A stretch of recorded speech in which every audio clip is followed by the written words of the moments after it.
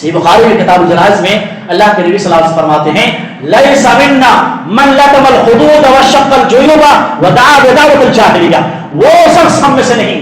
نبی صلی اللہ علیہ وسلم اپنے لا تعلقی کا اظہار فرما رہے ہیں، وہ شخص ہم میں سے نہیں ہے. من لطم الخدود، جو شخص رخسار کو مارے اور اپنے گریبان چاک کرے اور جاہلیت کے دعوے کے ساتھ دعویٰ پکارے، یعنی مصیبت کے وقت موت کو اور ہلاکت کو پکارے، اللہ نے فرماتے لیس منا، یہ شخص ہم میں سے نہیں ہے. تو یاد رکھیں، جو شہادت حسین کے نام پر ابھی تک ہر سال ماہ محرم میں ماتم، جلوس، تعزیات، طرح طرح کے خرافات کرتے ہیں، اللہ کے نبی صلی اللہ علیہ وسلم کے الفاظ ہیں لیس منا، وہ ہم میں سے نہیں ہے. الحمد للہ نحمده ونستعینه ونستغفره ونؤمن به ونتوکل علیہ ونعوذ باللہ من شرور انفسنا ومن سیئات اعمالنا من يهده الله فلا مضل له ومن يضلله فلا هادي له واشهد ان لا اله الا الله وحده لا شريك له واشهد ان محمدا عبده ورسوله. اعوذ بالله السميع العليم من الشيطان الرجيم من همزه ونفخه ونفسه. بسم الله الرحمن الرحيم. يا أيها الذين آمنوا اتقوا الله حق تقاته ولا تموتن إلا وأنتم مسلمون. يا أيها الناس اتقوا ربكم الذي خلقكم من نفس واحدة وخلق منها زوجها وبث منهما رجالا كثيرا ونساء واتقوا الله الذي تساءلون به والأرحام إن الله كان عليكم رقيبا. يا أيها الذين آمنوا اتقوا الله وقولوا قولا سديدا يصلح لكم أعمالكم ويغفر لكم ذنوبكم ومن يطع الله ورسوله فقد فاز فوزا عظيما. أما بعد فإن أصدق الحديث كتاب الله وخير الهدى هدى محمد صلى الله عليه وسلم وشر الأمور محدثاتها وكل محدثة بدعة وكل بدعة ضلالة وكل ضلالة في النار. أعوذ بالله السميع العليم من الشيطان الرجيم. بسم الله الرحمن الرحيم. إن عدة الشهور عند الله 12 شهرا في كتاب الله يوم خلق السماوات والأرض منها 4 حرم ذلك الدين القيم فلا تظلموا فيهن أنفسكم. رب اشرح لي صدري ويسر لي أمري واحلل عقدة من لساني يفقهوا قولي. اللهم انفعني بما علمتني وعلمني ما ينفعني وزدني علما. اللهم إني أسألك علما نافعا ورزقا طيبا وعملا متقبلا. ہما قسم کی تعریف، توصیف، کبریائی، بڑائی، بزرگی اس وحدہ لا شریک خالق کائنات مالک ارض و سما کے لیے ہے جس نے مجھے اور آپ کو اشرف المخلوقات بنایا. ساتھ ہی اللہ کا بے پناہ شکر احسان ہے کہ اللہ تعالیٰ نے مجھے اور آپ کو اسلام، ایمان، توحید جیسی عظیم نعمتوں سے نوازا. ربنا ولک الحمد حمدا کثیرا طیبا مبارکا فیہ. بعدہ تمام انبیاء کرام پر ہم اور آپ درود و سلام بھیجتے ہیں، خصوصاً ہم سب کے آخری نبی، آخری رسول، آخری پیغمبر جناب محمد مصطفیٰ صلی اللہ علیہ وسلم پر بے شمار درود و سلام بھیجتے ہیں. اللہم صلی وسلم علی نبینا محمد وعلی آلہ وصحبہ اجمعین. میرے عزیز بھائیوں، بزرگوں، نوجوان ساتھیوں، پردہ نشین خواتین اسلام، خطبہ مسنونہ کے بعد ابھی آپ کے سامنے سورۃ التوبہ کی آیت نمبر 30 پہ 6 پڑھی گئی ہے، جس میں اللہ رب العالمین فرماتے ہیں ان عدت الشہور عند اللہ 12 شہرا، کہ اے لوگوں، اے مسلمانوں، کہ اللہ کے نزدیک مہینوں کی گنتی، مہینوں کی تعداد جب سے اللہ نے دنیا بنائی ہے، زمین و آسمان جب سے بنائی ہے، لوح محفوظ میں کتاب میں، اللہ کی کتاب میں سال کے 12 مہینے ہیں، ان میں سے 4 مہینے حرمت والے ہیں۔ اس کے بعد آگے اللہ فرماتے ہیں ذالک الدین القیم، یہی سچا دین ہے، یہی سیدھا راستہ ہے۔ فلا تظلموا فیہن انفسکم، تو اے مسلمانوں، اے مومنوں، ان 4 مہینوں میں خصوصی طور پر اپنے آپ پر ظلم نہ کرو، گناہ نہ کرو۔ الحمدللہ، اللہ کا بڑا شکر احسان ہوا کہ ہم اور آپ اسلامی نئے سال میں داخل ہو چکے ہیں۔ آج محرم الحرام کی پہلی تاریخ ہے۔ اس سے پہلے ہم 1440 میں 6 ہجری میں تھے، اب ہم اور آپ 1440 میں 7 ہجری میں داخل ہو چکے ہیں۔ الحمدللہ، اسلامی سال کا پہلا مہینہ محرم الحرام کہلاتا ہے۔ محرم الحرام کا معنی کیا ہے؟ حرام کیا گیا، عزت سے نوازا گیا، قابل احترام اور دیگر برکت کے بھی آتے ہیں۔ اس مہینے، یہ جو مہینہ چل رہا ہے الحمدللہ، اس مہینے کی بڑی فضیلت ہے، بڑی اہمیت ہے، اور یہ مہینہ خود ہی حرمت والے مہینے میں سے ہے۔ یہ مہینہ محرم جو مہینہ ہے، محرم کو محرم کیوں کہتے ہیں؟ محرم کو محرم اس لیے کہتے ہیں کہ اہل عرب زمانے جاہلیت میں اپنے آپ پر اس مہینے میں جنگ و جدال کو، لڑائی جھگڑے کو اپنے اوپر حرام کر لیتے تھے۔ اسلام نے بھی اس مہینے کے تقدس کو باقی رکھتے ہوئے اس مہینے کو حرمت والا مہینہ قرار دیا ہے۔ انشاءاللہ آج کے خطبہ جمعہ میں ماہ محرم کی فضائل کیا ہے، اور پھر بہت سارے جو جاہل قسم کے لوگ ہیں اس مہینے کو جو شوق کا مہینہ شہادت حسین کے نام سے کرتے ہیں، انشاءاللہ حضرت حسین کی شہادت کے تعلق سے بھی کچھ باتیں اخیر میں ہم کریں گے انشاءاللہ۔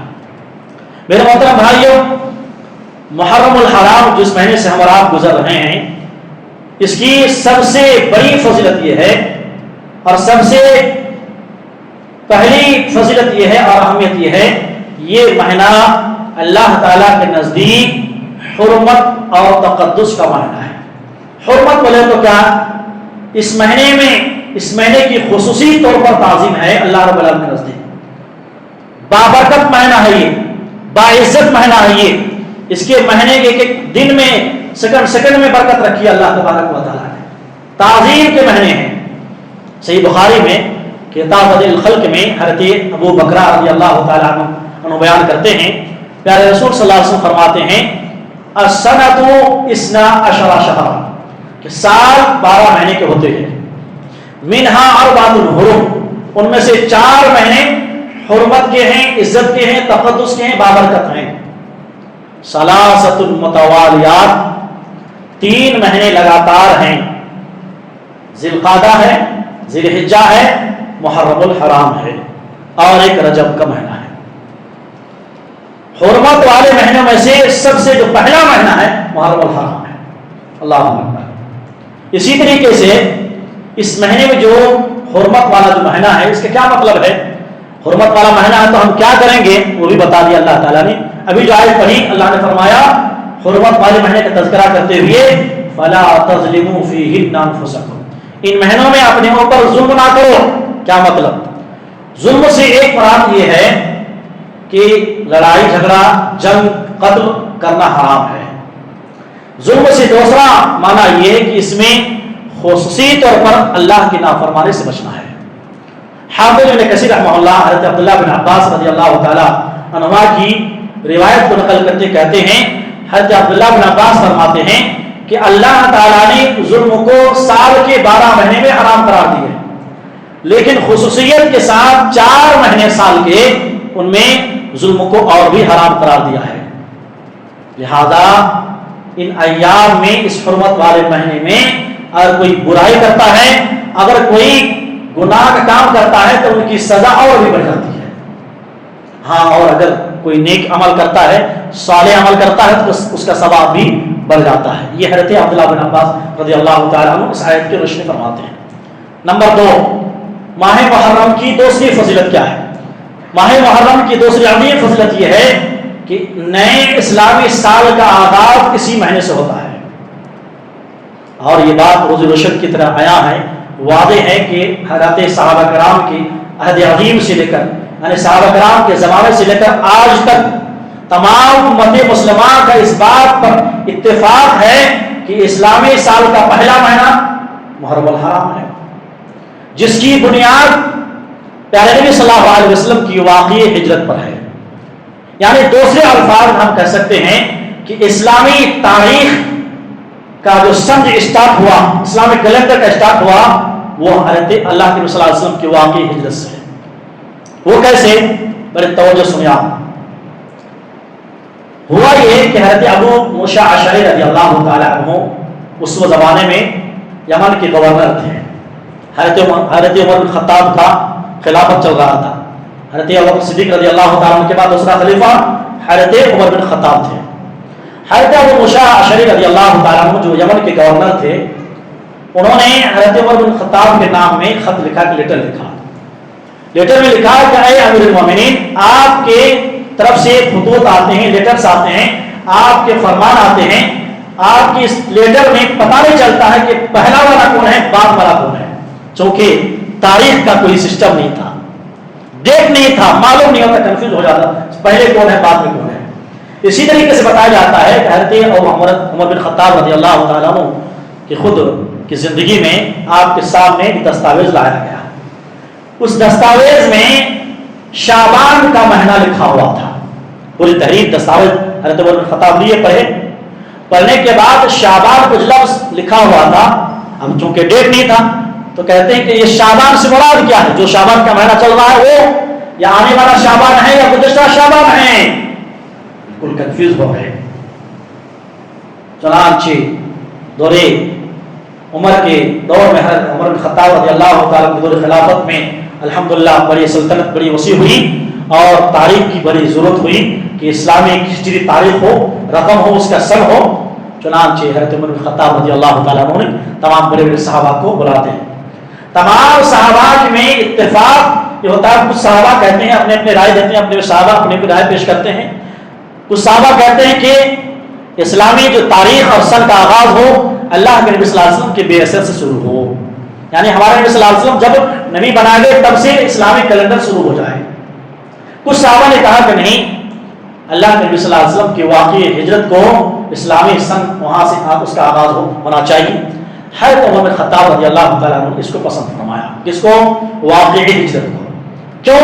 اس لیے کہ ہجرت کا ایسا واقعہ ہے، جیسے ہی ہم سنتے ہیں کہ ہجری سن، جیسے سنتے ہیں ہجرت کا واقعہ سنتے ہی ذہن میں آتا ہے کہ اللہ اکبر، یہ وقت تھا کہ سارے مسلمان مکے میں 13 سال ستائے گئے، تکلیف دے گئے، ظلم دیا گیا، ظلم پر ظلم ہوا۔ اس کے بعد تمام صحابہ اللہ کے صلی اللہ علیہ وسلم نے مدینہ ہجرت کی ہے، ایک ہجرت یاد آتی ہے، اس میں بے شمار اور یہ ہجرت اسلامک لحاظ سے ایک ٹرننگ پوائنٹ تھا۔ وہاں سے اسلام بالکل اونچائی تک پہنچنے لگا، دنیا کے کونے پر پہنچنے۔ اس سے پہلے کیا تھا؟ مدینے میں دب کر اللہ کی عبادت کرتے تھے، چھپ کر اللہ کی عبادت کرتے تھے، لیکن جیسے مدینہ پہنچے ہجرت کے بعد مسلمانوں کی خود ایک سلطنت ہو گئی، مسلمانوں کی خود ایک حکومت ہو گئی، ان کی ایک خود ایک جو ہے الگ جو ہے کنٹری ہو گئی الحمدللہ۔ تو حضرت عمر بن خطاب رضی اللہ تعالیٰ عنہ نے تمام صحابہ کرام کی رائے سے ایک اتفاق ہوا کہ اللہ کے نبی صلی اللہ علیہ وسلم کی واقعی ہجرت کو اسلامی سال کا آغاز قرار دیا جائے اور وہیں سے سن لکھا جائے، وہیں سے ہجری اور تاریخ لکھی جائے۔ لیکن بعد میں یہ ہوا کہ یہ تو ٹھیک ہے، ہجری سال واقعی ہجرت کو تسلیم کر لیا گیا، لیکن سال میں جو 12 مہینے ہیں ان کا پہلا مہینہ کون سا ہو، یعنی اسلامک مہینے سے کون سا مہینہ پہلا ہونا چاہیے؟ کچھ صحابہ نے کہا کہ رمضان کا مہینہ ہونا چاہیے، رمضان میں بہت سے لوگ عبادت کرتے ہیں، ایک الگ خوشی ہوتی ہے، یہ مہینہ ہونا چاہیے۔ لیکن حضرت عمر بن خطاب رضی اللہ تعالیٰ عنہ کی ایک رائے تھی، کہا اپنی رائے پیش کی، کہا کہ میری رائے یہ ہے کہ ماہ محرم کو تسلیم کر لے جائے، اسلامی مہینہ ماہ محرم کو پہلا مہینہ مقرر کر لی جائے، تسلیم کر لی جائے، اس لیے کہ سارے حجاج کرام حج کرنے جاتے ہیں تو جب نکلتے ہیں تو ذی القعدہ اور ذی الحجہ اور اس محرم کے مہینہ بھی آنے لگتے ہیں، تو محرم کا مہینہ رکھ لیا گیا۔ تو اس لحاظ سے آپ دیکھیں گے الحمدللہ تو اسلامک کیلنڈر کا جو آغاز ہوا الحمدللہ واقعی ہجرت سے، اور یہ جو واقعہ ہوا سن 17 ہجری میں حضرت عمر بن خطاب رضی اللہ عنہ کے دور میں ہوا۔ تو ماہ محرم کی دوسری بڑی فضیلت یہ ہے کہ یہ جو مہینہ چل رہا ہے اسلامی سال کا پہلا مہینہ ماہ محرم قرار پایا الحمدللہ۔ تیسری فضیلت میرے محترم بھائیوں، یہ مہینہ شہر اللہ ہے۔ اللہ کے صلی اللہ علیہ وسلم نے اس مہینے کو شہر اللہ المحرم قرار دیا، یعنی یہ اللہ کا مہینہ ہے۔ کیا باقی مہینے اللہ کے نہیں ہیں؟ اللہ کے ہیں۔ جیسے آپ بولتے ہیں اللہ تعالیٰ نے کہا تھا خانہ کعبہ کو بیت اللہ کہا، یہ اللہ کا گھر ہے، تو کیا دوسرے جو دنیا میں کائنات میں اور مساجد ہیں کیا اللہ گھر نہیں ہے؟ اللہ گھر ہیں، لیکن جیسے ہی نسبت اللہ نے اپنی طرف کی تو اس کا مقام اور آگے بڑھ گیا، اس کا مقام مرتبہ بڑھ گیا، اللہ کا اس کا مقام کچھ الگ ہے۔ ایسی مہینے تو سارے اللہ کے ہیں، لیکن جب کہا شہر اللہ المحرم، یہ محرم کا مہینہ اللہ کا مہینہ ہے، تو باقی 11 مہینے کی مناسبت سے اس مہینے کی عظمت، اس مہینے کی فضیلت، اس مہینے کی اہمیت اور دوگنا ہو گئی۔ اسی طریقے سے میرے محترم بھائیوں، چوتھی فضیلت ماہ محرم کی یہ کہ روزے رکھنے کے اعتبار سے اللہ اکبر رمضان کے بعد سب سے افضل مہینہ ماہ محرم ہے۔ بہت پیاری حدیث سنا رہا ہوں آپ کو، بڑے توجہ سے اس حدیث کو سنیں انشاءاللہ۔ صحیح مسلم میں کتاب الصیام میں حضرت ابو ہریرہ رضی اللہ تعالی عنہ راوی حدیث ہے، پیارے رسول صلی اللہ علیہ وسلم فرماتے ہیں افضل الصیام بعد رمضان شہر اللہ المحرم۔ اسی حدیث میں شہر اللہ المحرم ہے کہ اللہ کے فرماتے ہیں رمضان کے بعد سب سے افضل روزہ، افضل الصیام بعد رمضان، رمضان کے بعد سب سے افضل روزہ کس مہینے میں ہے؟ اسی مہینے شہر اللہ کا مہینہ ماہ محرم ہے۔ اللہ اکبر، سب سے افضل روزہ رمضان کے بعد اگر کوئی ہے کسی مہینے میں ہے تو اس مہینے کے روزے ہیں الحمدللہ۔ آگے فرماتے پیارے رسول صلی اللہ علیہ وسلم وافضل الصلاۃ بعد الفریضۃ صلاۃ اللیل، اور فرض نماز کے بعد سب سے افضل نماز، فرض نماز تو افضل ہے لیکن فرض نماز کے بعد سب سے افضل نماز کون سی ہے؟ پیارے رسول فرماتے ہیں صلاۃ اللیل، رات کی نماز ہے، تہجد کی نماز ہے، قیام اللیل ہے۔ اس حدیث کی روشنی سے اور اس حدیث کے مطابق معلوم ہوا کہ اللہ اکبر روزے رکھنے کے اعتبار سے سب سے افضل مہینہ کون سا ہے؟ ماہ محرم ہے۔ روزے کے سلسلے میں محترم بھائیوں، اس مہینے میں پیارے نبی صلی اللہ علیہ وسلم کی سنت کا طریقہ یہ ہے کہ آپ اس مہینے میں کثرت سے روزہ رکھتے تھے، بکثرت روزہ رکھتے تھے اور صحابہ کرام کو روزہ رکھنے کی ترغیب دیتے تھے۔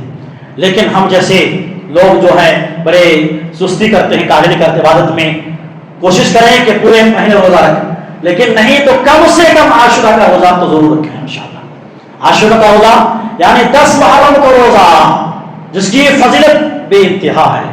اس سے پہلے ایک حدیث سنیں آپ، عاشورہ کا روزہ کیوں رکھیں، کیسے رکھیں، کب رکھیں، یہ پوری تفصیل 1-2 منٹ میں آپ سنیں۔ حضرت عبداللہ بن عباس رضی اللہ تعالی عنہما بیان کرتے ہیں، کہتے ہیں کہ اللہ کے رسول صلی اللہ علیہ وسلم جب مکہ سے مدینہ پہنچے تو دیکھا کہ مدینے میں جو یہود تھے وہ 10 محرم کا روزہ رکھتے ہیں۔ پیارے رسول صلی اللہ علیہ وسلم نے دیکھا تو روزہ رکھ رہے ہیں، کہا کہ بھائی کیا بات ہے، تم 10 محرم کو روزہ رکھتے ہو، کیا وجہ ہے؟ یہودیوں نے کہا ھذا یوم عظیم، یہ عظیم دن ہے، یہ 10 محرم بہت بڑا دن ہے۔ اسی 10 محرم کو اللہ تعالیٰ نے حضرت موسیٰ علیہ السلام کو اور اس کی قوم کو فرعون سے نجات دی تھی، اور پھر فرعون اور اس کی قوم کو اللہ نے غرق کر دیا۔ تو حضرت موسیٰ علیہ السلام نے 10 محرم کو حضرت موسیٰ علیہ السلام نے شکرانے کے طور پر روزہ رکھا، تو ہم روزہ رکھ رہے ہیں۔ یہودی نے کہا، پیارے نبی صلی اللہ علیہ وسلم نے جب یہ سنا تو فرمایا فَنَحْنُ أَحَقُّ وَأَوْلَى بِمُوسَى مِنْكُمْ فَصَامَهُ رسول اللہ صلی اللہ علیہ وسلم وَأَمَرَ بِصِيَامِهِ۔ اللہ کے رسول صلی اللہ علیہ وسلم فرمایا ہم تم سے زیادہ حق رکھتے ہیں روزہ رکھنے کا، تم سے زیادہ حق رکھتے ہیں، وَأَوْلَى بِمُوسَى مِنْكُمْ، اور تم سے زیادہ روزہ ہم قریب ہیں۔ تو اللہ کے رسول صلی اللہ علیہ وسلم نے روزہ رکھا 10 محرم کا، وَأَمَرَ بِصِيَامِهِ، اور تمام مسلمانوں کو حکم دیا کہ 10 محرم کو روزہ رکھا جائے۔ اللہ اکبر، اس روزے کی کیا فضیلت 10 محرم کی۔ حضرت ابو قتادہ رضی اللہ تعالیٰ عنہ بیان کرتے ہیں اللہ کے نبی صلی اللہ علیہ وسلم سے سوال کیا کہ آپ اس مہینے میں روزے کی فضیلت کیا ہے 10 محرم کا روزہ رکھنے کی۔ سئل عن صوم یوم عاشوراء، حدیث کا الفاظ ہے عاشوراء یعنی 10 محرم کو روزہ رکھنے کی کیا فضیلت ہے؟ پیارے رسول صلی اللہ علیہ وسلم فرمایا یکفر السنۃ الماضیہ، کیا حدیث کے الفاظ ہیں؟ یکفر سنۃ الماضیہ، عاشورہ 10 محرم کے روزے رکھنے سے پچھلے گزشتہ ایک سال کے گناہ کو اللہ تعالیٰ مٹا دیتا ہے۔ اللہ اکبر، ایک روزہ سے 10 محرم کے ایک روزہ سے اللہ کی فرماتی ہے یکفر سنۃ الماضیہ، ماضی ایک سال یعنی پاسٹ کے ایک سال گناہ معاف بناتا ہے۔ اللہ اکبر۔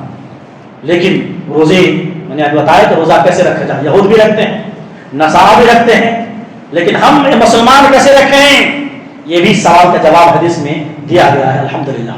حضرت عبداللہ بن عباس کی سے روایت میں کہتے ہیں کہ جب مسلمانوں نے 10 محرم کو روزہ رکھنا شروع کر دیا، ہمارے نبی بھی رکھنا شروع کر دیے، مسلمان بھی رکھنا شروع کر دیے، تو کچھ صحابہ ہمارے نبی کے پاس آئے، کہا کہ اللہ کے نبی کیا بات ہے، یہود و نصارہ بھی اس 10 محرم کی بڑی تعظیم کرتے ہیں۔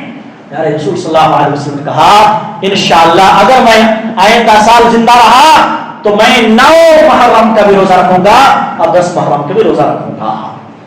لیکن اللہ کا کرنا یہ ہوا کہ آپ صلی اللہ علیہ وسلم آئندہ سال محرم کے مہینے آنے سے پہلے آپ اللہ کو پیارے ہو گئے تھے، آپ اللہ کو پیارے ہو گئے تو محرم کا مہینہ آپ کی زندگی میں نہیں آیا۔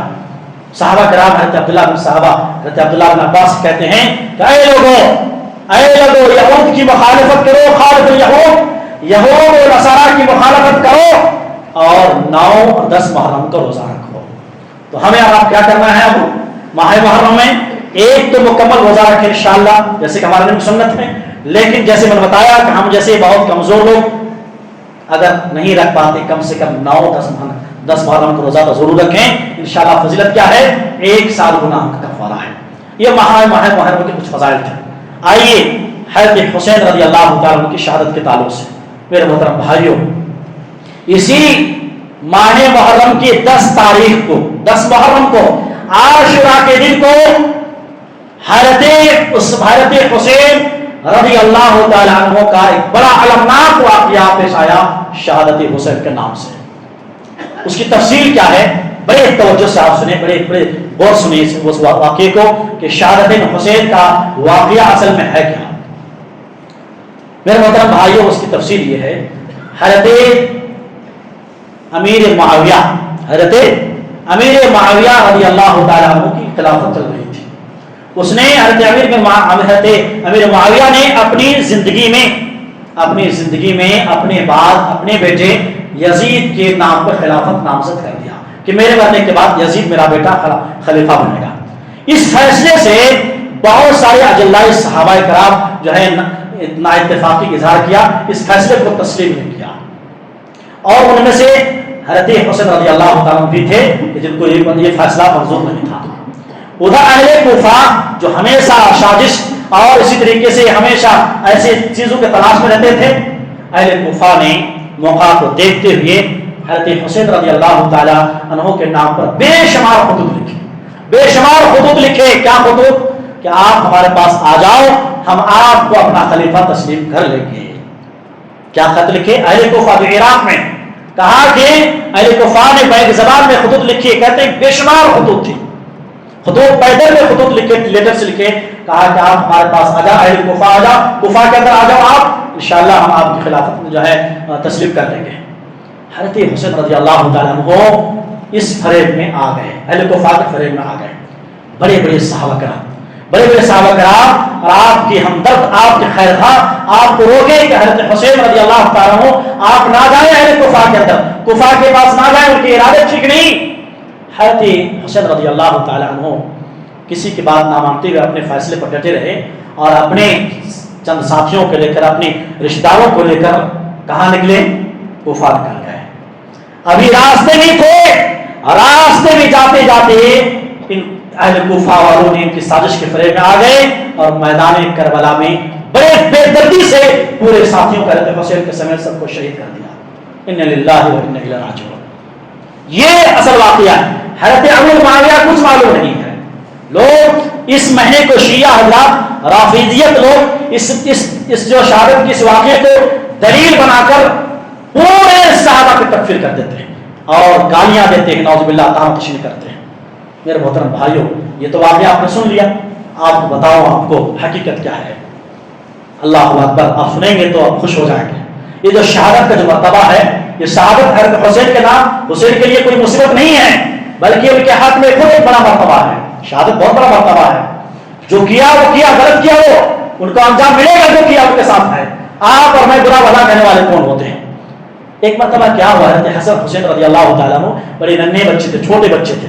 حضرت ام سلمہ رضی اللہ تعالیٰ عنہ کے گود میں یہ بچہ کھیل رہا تھا۔ اللہ کے نبی صلی اللہ علیہ وسلم سامنے تھے، جیسے ہی ہمارے نبی کو دیکھے حضرت حسین رضی اللہ تعالیٰ عنہ رونے لگے، اور پھر حضرت ام سلمہ نے اللہ کے نبی کو حضرت حسین کو دے دیا کہ آپ لیجیے، اور اسی درمیان آسمان سے حضرت جبریل علیہ السلام نازل ہوئے اور کہا کہ اللہ کے نبی آپ کو معلوم ہے ان قریب آپ کی امت آپ کے اس لخت جگر حضرت حسین کو بڑے بے دردی سے قتل کر دیں گے، شہید کر دیں گے۔ اگر آپ کو یقین نہیں آتا، میں آپ کو سرزمین کی مٹی لا کر دکھا سکتا ہوں۔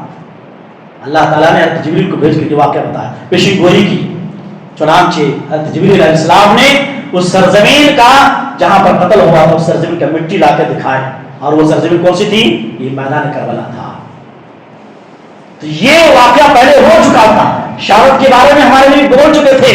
اور میرے محترم بھائیوں، بہت سے لوگ حضرت حسین کو معمولی سمجھتے ہیں، نہیں، حضرت حسن حسین کون ہے معلوم ہے نا؟ حضرت حسن حسین یہ نوجوانان جنت کے سردار ہیں، یہ بھی خوشخبری جبریل علیہ السلام دی تھی۔ اور جو شخص بھی حضرت حسن اور حسین سے محبت نہیں کرتے ان کا ایمان بیکار ہے، بلکہ حدیث کے الفاظ ہیں، پیارے نبی صلی اللہ علیہ وسلم ابو ہریرہ کہتے ہیں رضی اللہ تعالیٰ عنہ کہ اللہ کے نبی صلی اللہ علیہ وسلم ایک مرتبہ گھر سے نکلے، ایک کندھے پر حضرت حسن اور دوسرے کندھے پر حضرت حسین رضی اللہ تعالیٰ عنہ۔ کبھی آپ اس کو بوسا دیتے، کبھی آپ اس کو بوسا دیتے، کبھی آپ حضرت حسن سے پیار کرتے، کبھی حضرت حسین سے محبت کرتے۔ آپ راستے چل رہے ہیں، صحابہ نے سوال کر لیا مذاق میں کہ اللہ کے نبی کیا اس سے آپ بڑی محبت کرتے ہیں کیا؟ محبت تو محبت ہے، جو شخص بھی اس سے محبت کرے گویا مجھ سے محبت کر رہا ہے۔ جو شخص بھی حضرت حسن حسین سے محبت کرتا ہے گویا کہ وہ نبی سے محبت کرتا ہے، اور جو شخص بھی حضرت حسن حسین سے نفرت کرتا ہے گویا کہ وہ اللہ کے نبی سے نفرت کرتا ہے۔ اللہ اکبر۔ تو حضرت حسن حسین کی محبت ایمان کی دلیل ہے، نبی کی محبت کی دلیل ہے۔ لیکن بڑا افسوس صد افسوس کہ جیسے ہی ماہ محرم شروع ہوتا ہے اس شہادت حسین کے نام پر ماتم کا ایک جلسہ ہوتا ہے، نوحہ بازی کی جاتی ہے، سینہ کوبی کی جاتی ہے، اپنے جسم کو ٹارچر کیا جاتا ہے، پیر میں گڑیاں ڈال کر حضرت حسین کے قیدی بتایا جاتا ہے، جبکہ اسلام میں اس کا کوئی تصور نہیں، اسلام سے اس کا کوئی تعلق نہیں، نوحہ ماتم شوق اس کا کوئی تعلق نہیں ہے۔ صحیح بخاری میں کتاب الجنائز میں اللہ کے نبی صلی اللہ علیہ وسلم فرماتے ہیں لیس منا من لطم الخدود وشق الجیوب ودعا بدعوۃ الجاہلیہ، وہ شخص ہم میں سے نہیں۔ نبی صلی اللہ علیہ وسلم اپنی لا تعلقی کا اظہار فرما رہے ہیں۔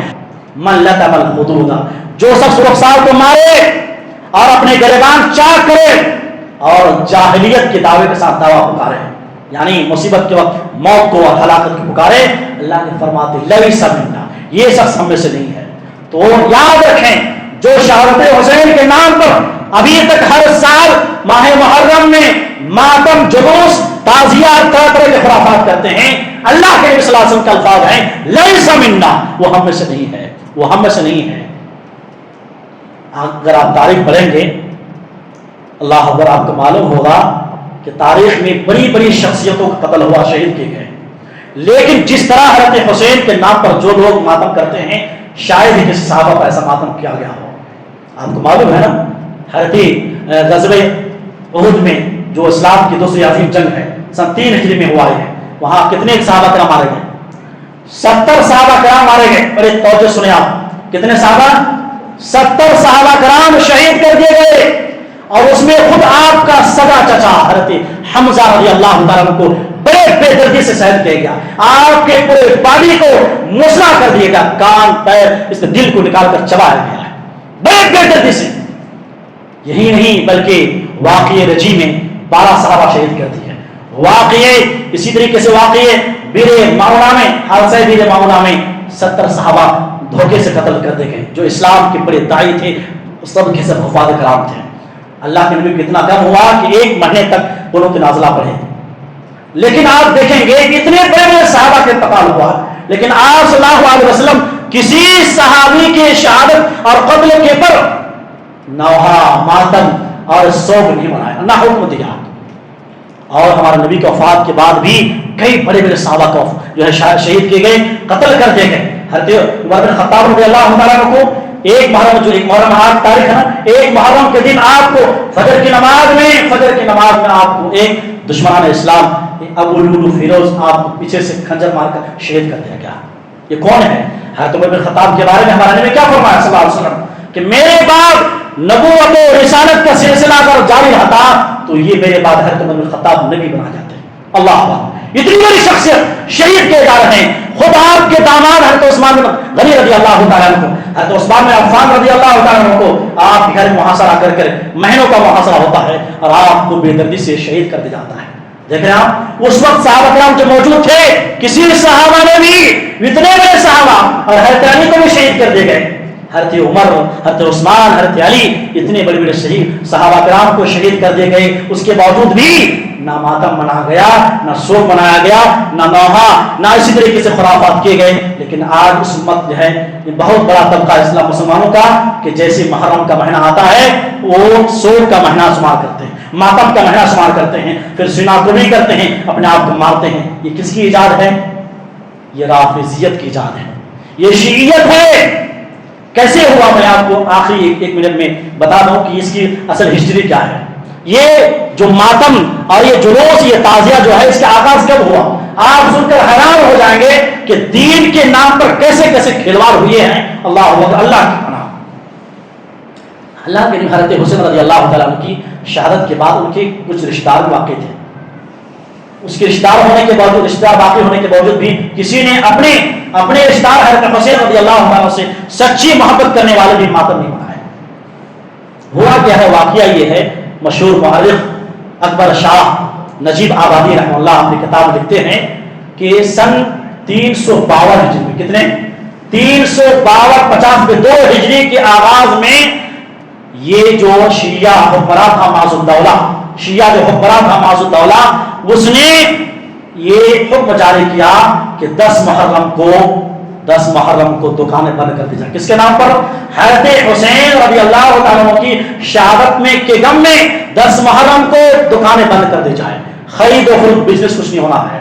अब सारे लोग मातमी लिबास पहने और सड़क पर निकल आए। औरतों को हुक्म हुआ कि औरतें सिया लिबास पहने, अपने कपड़े को फाड़ें और इसी तरीके से सर के बाल निकालकर, सर के बाल को खोलकर और चेहरे पर सियाह लगाकर, चेहरे पर काले काले चीज तोप कर जो है बाहर निकले और नौहाबाजी करें। सारे इस हुक्म को, चूंकि माजुदाला हुक्म था, उसका हाकिम था और शिया हुक्मरान था, सारे शिया हजरात ने बखुशी तस्लीम कर लिया। जो उस जमाने में जो मुसलमान थे, जो तौहीद परस्त थे, इस्लाम को फॉलो करने वाले थे, क्योंकि उसकी हुकूमत नहीं थी, वो खामोश है। तो ये असल पर ये है, आगाज कहां से हुआ मातम का? 352 हिजरी में। सोचिए आप कितने साल के बाद, कितने बल्कि 2-2.5 सदी के बाद ये शुरू हुआ शहादत हुसैन का जो मातम है।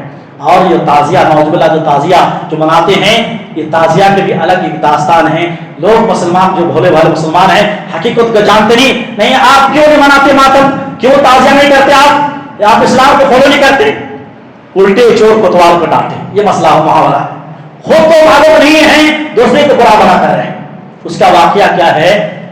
आपको मालूम है कि 880 हिजरी में ये जो ताजिया का जो सिस्टम हुआ, 880 हिजरी में जो है करबला मैदान में गए और वहां जाकर हज़रत हुसैन रज़ियल्लाहु तआला के रोजा को लेकर और उसको नकल के तौर पर ताजिया की शक्ल दी और वहीं से ये सिलसिला जारी और सारी है।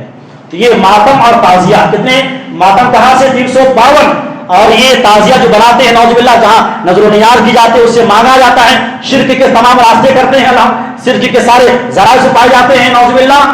880 हिजरी में हुआ। आप बताइए, खुद फैसला कीजिए, क्या 352 साल के बाद, 880 साल के बाद, 880 हिजरी के बाद दिन का हिस्सा हो सकता है? जबकि इस्लाम मुकम्मल हुआ हमारे नबी के दौर में।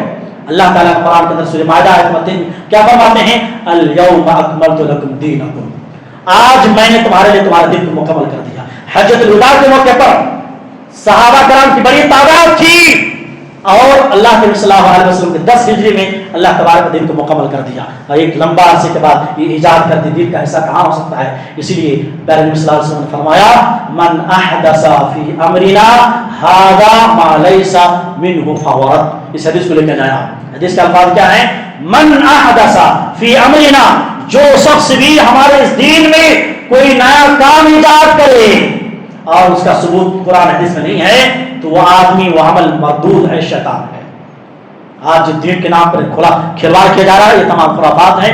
خلاصہ کلام یہ ہے، اس خطبے کا میسج یہ ہے، پیغام یہ ہے میرے محترم بھائیوں، ماہ محرم شروع ہو چکا ہے، اسلامی سال کا یہ پہلا مہینہ الحمدللہ، اس مہینے میں یہ حرمت والا مہینہ ہے، مجھے اور آپ کو چاہیے کثرت سے نیکیاں کریں، اور اس میں جو کرنے کام ہے الحمدللہ کثرت سے روزہ رکھتے تھے ہمارے نبی صلی اللہ علیہ وسلم، اور خصوصی طور پر 9 اور 10 محرم کا روزہ رکھے۔ یہ کچھ باتیں تھیں، اللہ سے دعا ہے کہ اللہ تعالی ہمیں دین کی صحیح سمجھ عطا فرمائے، اللہ ہم سب کو قرآن اور حدیث کے مطابق زندگی گزارنے کی توفیق نہ فرمائے۔ اللہ ماہ محرم میں کثرت سے اللہ کے نبی روزہ رکھتے تھے، اللہ ہم سب کو پیارے نبی صلی اللہ علیہ وسلم کی اتباع اور پیروی کرتے ہوئے ہم سب کو بھی روزہ رکھنے کی توفیق نہ فرمائے۔ اللہ ہم سب کو اس مہینے میں جو خرافات، بدعات حضرت حسین کی شہادت کے نام پہ کرتے ہیں، یا اللہ ان تمام خرافات، تمام بدعات سے اللہ میری اور آپ کی اور تمام امت مسلمہ کی حفاظت عطا فرمائے۔ آمین تقبل رب العالمین۔